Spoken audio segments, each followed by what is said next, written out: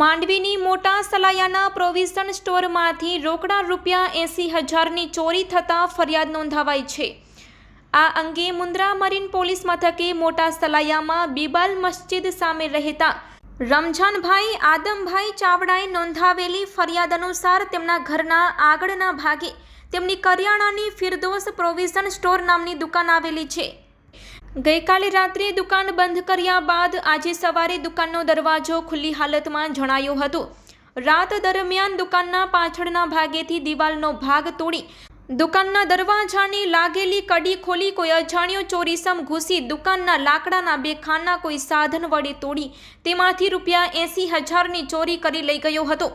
પોલીસે ચોરીનો ગુનો દાખલ કરીને આગળની કાયદેસરની કાર્યવાહી હાથ ધરી છે।